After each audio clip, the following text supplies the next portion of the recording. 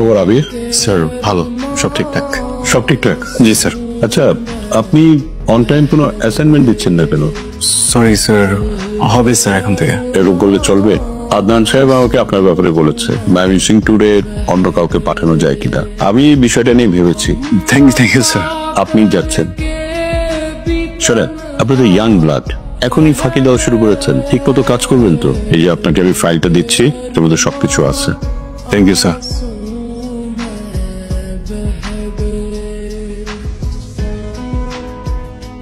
আসলে দেখুন, পেশেন্ট মাথায় মারাত্মক আঘাত পেয়েছে। তবে আমরা অপারেশন করেছি এবং অপারেশন সাকসেসফুল।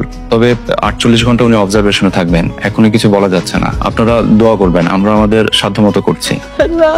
আমরা বললাম তো, আমরা আমাদের সাধ্যমতো করছি। ডক্টর সাহেব প্লিজ একটু খেয়াল করবেন প্লিজ।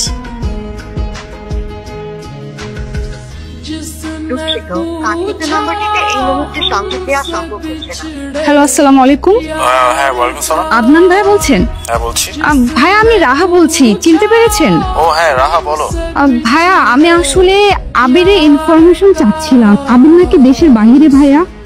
হ্যাঁ, আবির তো আসলে রোড অ্যাক্সিডেন্ট করেছে, সো ওর ট্রিটমেন্টটা আসলে দেশে পসিবল হচ্ছিল না, তাই আন্টি ওকে নিয়ে দেশের বাইরে গিয়েছে বেটার ট্রিটমেন্টের জন্য।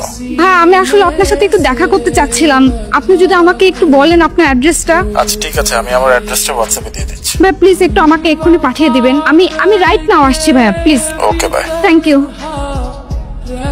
ওকে আমরা ইমার্জেন্সি হসপিটালে নিয়ে গেছি। ওর অবস্থা খুব একটা ভালো না, খুবই ক্রিটিক্যাল সিচুয়েশন। হসপিটাল থেকে ডক্টর বলছে যে আসলে এখানে ওর ট্রিটমেন্টটা খুবই লেন্দি হয়ে যাবে, যার কারণে ওরা সাজেস্ট করছে ইমার্জেন্সি আমাদেরকে দেশের বাইরে পাঠাতে হয়েছে। ও এখন সিঙ্গাপুরে আছে, আন্টি আছে ওর সাথে। আন্টির সাথে আমার রেগুলার কথা হচ্ছে, কিন্তু আসলে ওর অবস্থা খুব একটা ভালো না। আদনান দা, আমি এখন এই পরিস্থিতিতে কি করব কিছুই তো বুঝতে পারছি না।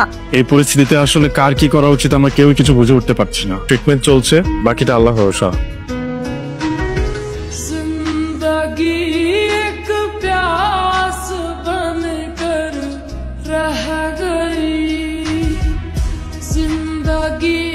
আবির, আমি রাহা। প্রাইভেসি আছে না? মানে আমি তো আমার তো ভাবতেছি না, আপনি রুমে কেন ঢুকছেন? আপনি বেরোন এখান থেকে, তুমি এমন করছো কেন? বেরোন ঘর থেকে। আচ্ছা শুনো, আপনি কাছে আসতেছেন কেন? আপনি রুম থেকে বেরোন। আচ্ছা শুনো, আপনি এখান থেকে যেখানে কাছে আসেন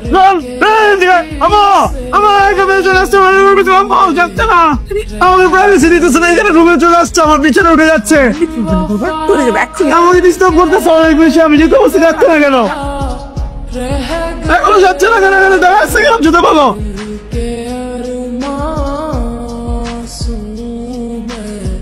बह गए